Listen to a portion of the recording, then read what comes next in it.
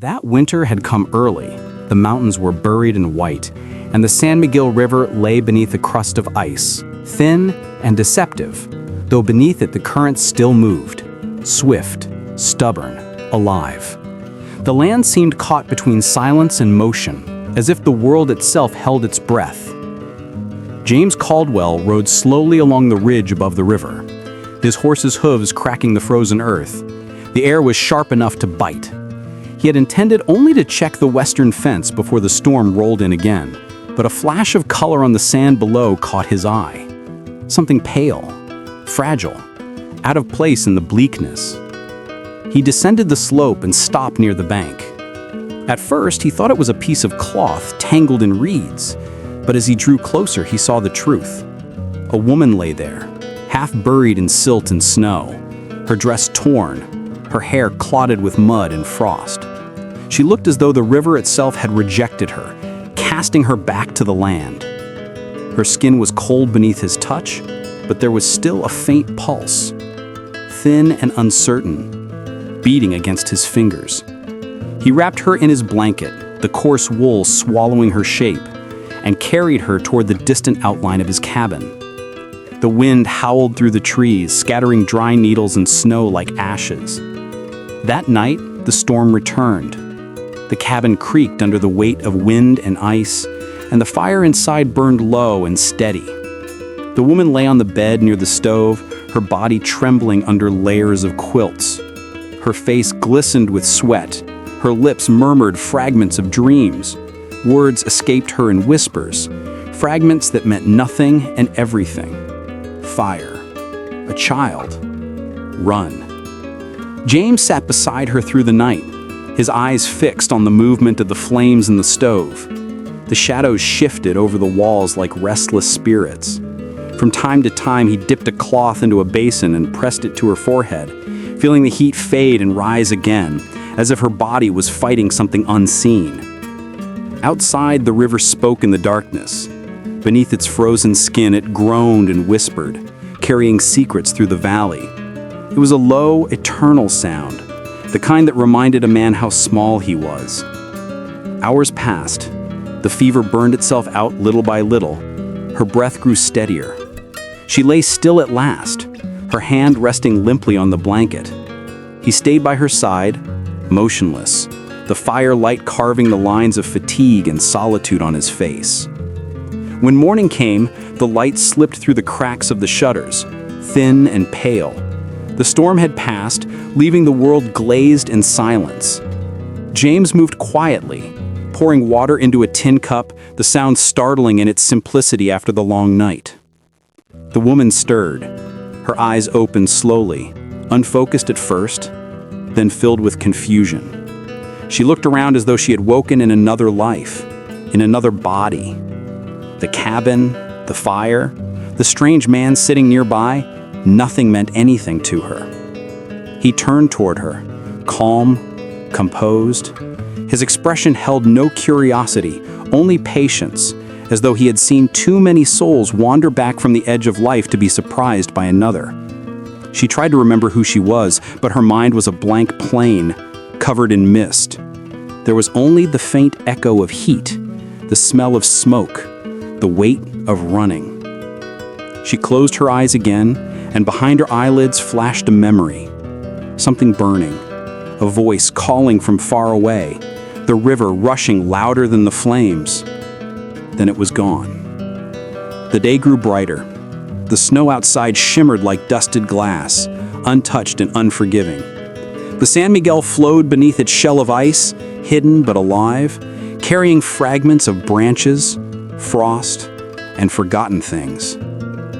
James stepped outside for a moment, the cold air cutting through him. From the ridge, he could see the faint line of the river winding through the valley, still moving beneath the frozen world. Somewhere within that current lay the truth of how she had come to him, and perhaps whether she would ever remember who she had been. The wind shifted, whispering over the snow, and the river answered softly in return. It was the only voice that had never stopped speaking. A week passed. The woman moved with more strength each day. her steps still uncertain but steady enough to cross the room without faltering. The color had returned to her face, though her eyes still carried that distant, searching quality of someone who had wandered too far from herself. She did not know her name, and when he began to call her Mary, she accepted it with quiet indifference. The name settled around her like calm air after a storm. Life in the cabin unfolded in small, unhurried patterns. Mornings came with the smell of smoke and thawing frost, the sound of a kettle hissing softly over the fire. James tended to the horses at dawn, his breath white against the cold, while Mary swept the floor, her movements deliberate, careful. The dog, a weathered old shepherd named Dusty, followed her everywhere, his tail brushing against the floorboards. There was a stillness in the days that felt almost fragile.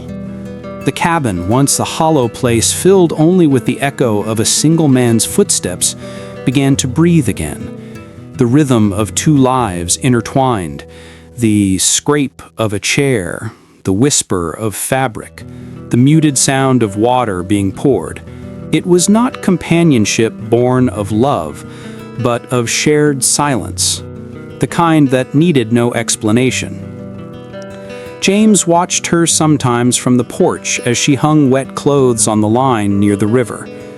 The wind carried strands of her hair across her face, and her eyes often wandered beyond the hills, as if waiting for something to emerge from the horizon. There was a sadness in her stillness, a shadow that moved behind her every gesture.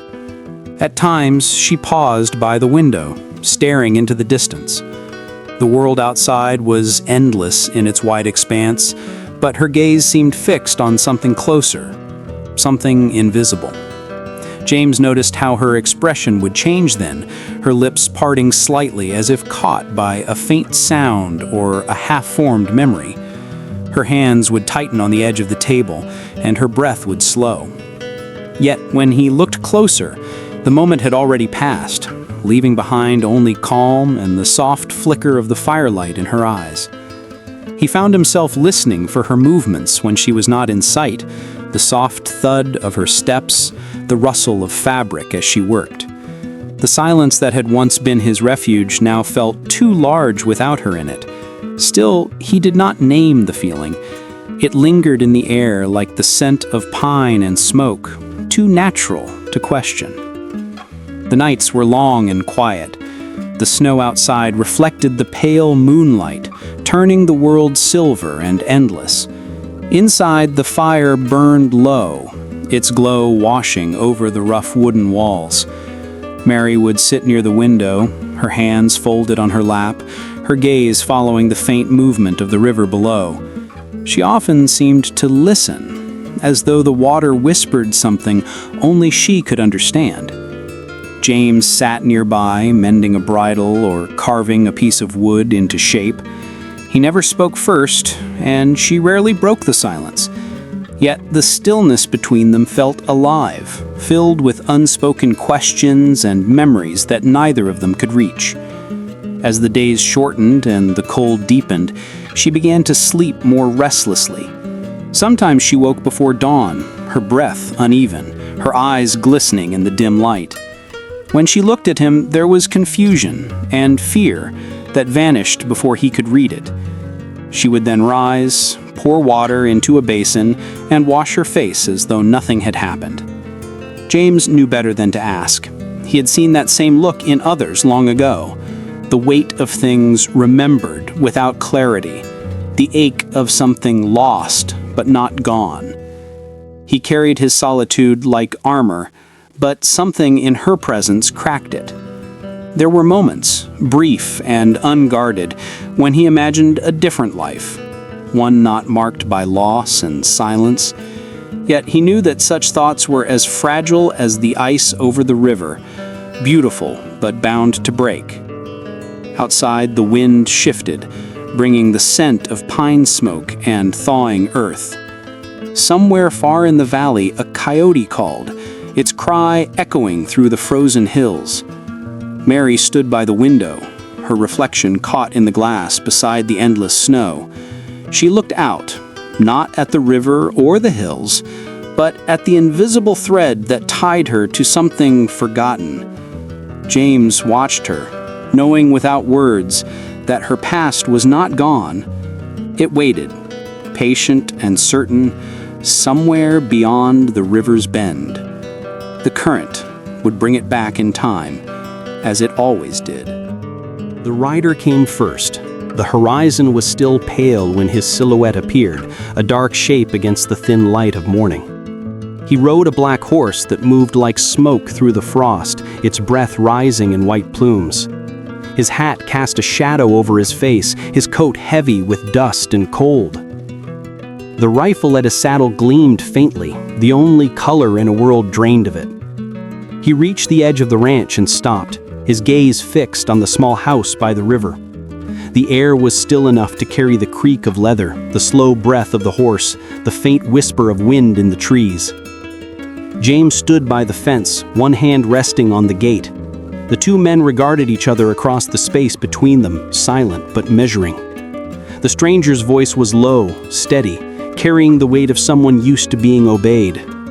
James answered without hesitation, his tone calm, unbroken, a man saying what needed to be said to keep the world still for another day. When the rider finally turned and left, the sound of hooves lingered long after he vanished beyond the ridge, fading into the wind like a threat that refused to disappear. James remained at the gate until the valley swallowed the last echo. The quiet that followed felt heavier than before. He looked toward the river, where the ice had begun to thaw around the edges, small veins of dark water cutting through the white. Something inside him shifted, something that had been steady for too long.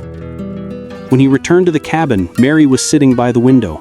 The light fell across her face in thin, uneven lines, catching the pale shimmer of her hair. Her hands were clasped in her lap, unmoving, but her eyes told him she had heard everything. The silence between them was no longer gentle. It carried a new weight, sharp and fragile. The air in the room thickened with what neither could say. The fire burned low, throwing long shadows across the floorboards. Outside, Dusty barked once and then fell silent, as though even the dog sensed the change that had entered the air. James moved about the room with mechanical calm, setting tools aside, checking the latch on the door, his movements careful and deliberate. Mary's gaze drifted back to the window. Beyond the glass, the snow reflected a dull, colorless light. Somewhere far off, a crow called, the sound brittle as broken glass. She watched the trees bend in the wind, and for a moment, she thought she saw movement, a shape where there should have been none. Her breath caught, then steadied. That night, the wind came hard from the north, rattling the shutters and making the roof groan. The fire snapped, throwing sparks into the air. James sat in his chair, eyes half closed, listening to the rhythm of the storm. Mary lay awake on the narrow bed, her body still but her mind restless. Sleep came and went in waves, each one dragging her deeper into the dark waters of memory. In her dream, the sky was red. Flames licked at the windows, devouring the night. The air shimmered with heat and the taste of ash. A child's cry pierced through the roar of fire, high, desperate, and near. She saw a house collapsing in on itself, walls blackening, timbers falling like bones. A hand reached out through the smoke, small and trembling. She tried to grasp it, but it vanished into light. She awoke with a start, breath shaking, eyes wet. The room was cold, the fire reduced to embers. For a moment she could still smell the smoke, could still feel the heat against her face. She pressed her palms to her eyes, trying to separate dream from memory, but the line between them had blurred. Outside, the storm had passed. The night was so quiet it felt hollow. The river moved beneath the ice with a low, endless murmur, carrying secrets toward the dark hills. Mary sat up slowly, her body trembling. Somewhere beyond the walls of the cabin, a truth waited, and now she was sure had begun to find its way back to her. At dawn, the air was brittle with frost, the kind that clung to every surface and made sound itself seem distant. The first light crept over the ridge, and the world stirred reluctantly beneath its pale glow. James stepped into the stable, his breath clouding in the cold, and stopped. The straw near the door was disturbed, boot prints pressed deep into the frozen earth, too large to be his own. Dusty's low growl broke the silence, a warning that came too late. Someone had been there during the night. James studied the ground, his eyes following the marks where a figure had moved between the horses, pausing by the wall before disappearing toward the trees. Whoever it was had known how to move quietly, but not quietly enough. The lock on the side gate hung slightly twisted, one hinge splintered. He felt the weight of the rifle in his hands before realizing he had reached for it without thinking. Inside the house, Mary stood by the window, already dressed, her face pale but composed. In her hand she held a knife, the grip firm, practiced, as though the motion belonged to her long before she had forgotten everything else. There was something in her stance, a readiness that contradicted the fragility she wore when she smiled. He noticed the steadiness of her hand, the calm precision of her movements. It was the kind of control not born of fear, but a memory, even if the memory itself refused to show its face. They did not speak. The silence between them was heavy enough to fill the room. James moved through the cabin methodically, checking doors and windows, gathering cartridges, packing provisions. Each sound seemed louder than it should have been, the snap of leather, the rustle of cloth, the dull clink of metal. Mary stood still, watching the snow outside, where the faint trail of footprints led toward the forest. The prints were already softening under a layer of frost, as if the world itself wished to erase their presence. By midday, the horses were saddled, the packs tied tight. The cold wind bit against their faces as they left the ranch behind, the faint plume of chimney smoke disappearing behind them. The river ran alongside for a time, hidden beneath its frozen skin, murmuring faintly like a voice following them. James glanced back once at the small outline of the house that had sheltered them, then turned away without another look. Mary rode beside him in silence. Her posture was upright, her eyes alert, scanning the tree line with quiet vigilance. The way she held the reins, the slight shift of her shoulders when the wind changed, none of it belonged to a woman unaccustomed to danger.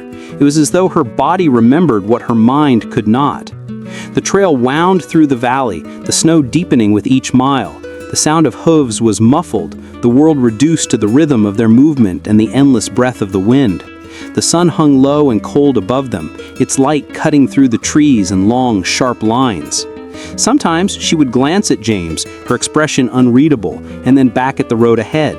There was fear in her eyes, but beneath it something harder, a quiet determination that had begun to surface more clearly with each passing hour. He could see it now, the remnants of another life, a life that had known violence and survival. As night approached, they stopped near a grove of aspens, their white trunks catching the last of the light.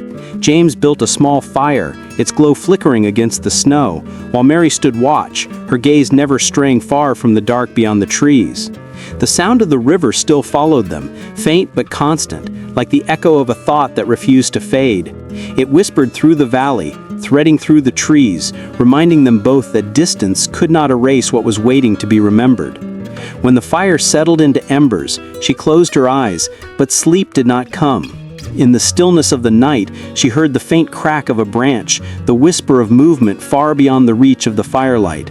Somewhere out there in the cold and the dark, the past had begun to move again, taking shape and breath. 3 days later, they reached the small mountain town of Courtney Falls. The settlement rested between cliffs and snowdrifts, its streets narrow and empty beneath the low winter sun. The wind carried the scent of coal smoke and frozen pine. James rode in first, his shoulders bent from the cold, his horse weary from the long road. Mary followed in silence, her hood drawn low over her face, her gaze never lifting from the ground. They found a room in a modest inn near the river bend. The walls were thin, the light from the single lamp soft and uneven. James left her there while he went to buy supplies, food, cartridges, a new pair of gloves to replace the ones he had torn. When he returned, the room was empty. The bed was untouched, the air still warm where she had been sitting. On the table by the window lay an envelope, creased and darkened at the edges, her handwriting sharp and certain. He opened it slowly. The words were few, written in a hand that trembled between guilt and resolve. She had remembered who she was. Clara Doyle. The name struck him like a spark in dry grass. Her husband, she wrote, had died in a fire she had caused. They had been right to search for her. She told him not to follow, not to turn this into his burden. The letter ended with a single line that lingered like smoke. "This is not your war." He read it again, then again, until the ink seemed to blur. Outside, the sound of the river returned, distant but relentless. Something inside him hardened, not from anger, but from disbelief. The woman he had come to know was not the one the letter described. The truth she carried might have been written in ash, but it did not erase the life he had seen in her. By nightfall, he was on horseback again.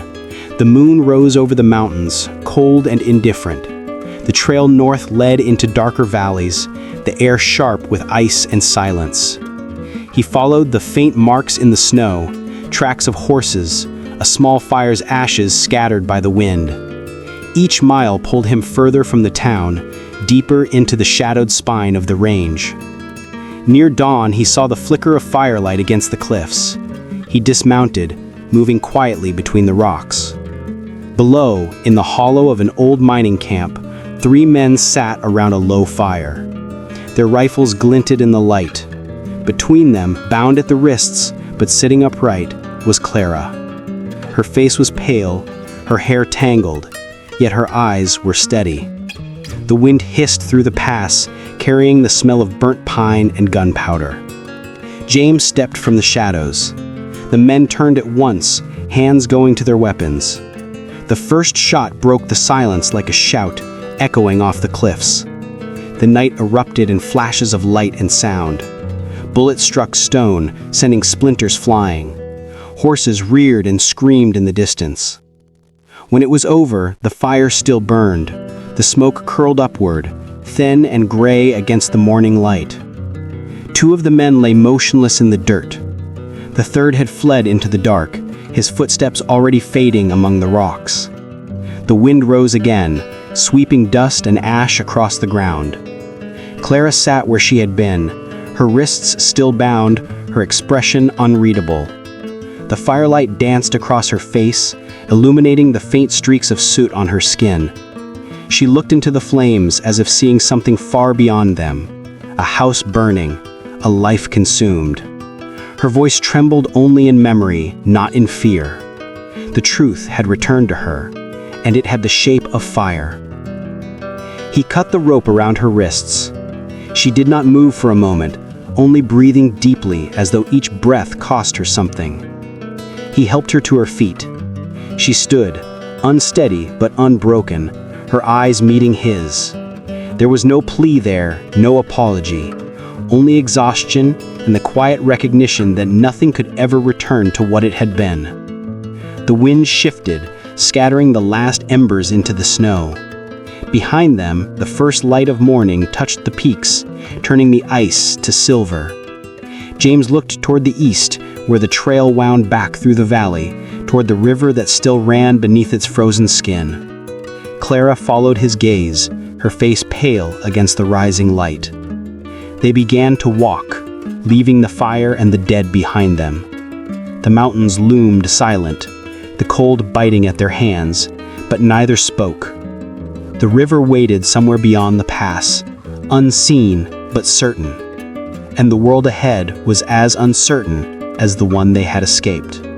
Spring came quietly, without thunder or promise. The frost loosened its hold on the earth, and the river broke open, shedding its skin of ice. The sound of running water filled the valley again, soft at first, then steady, like breath returning after a long sleep.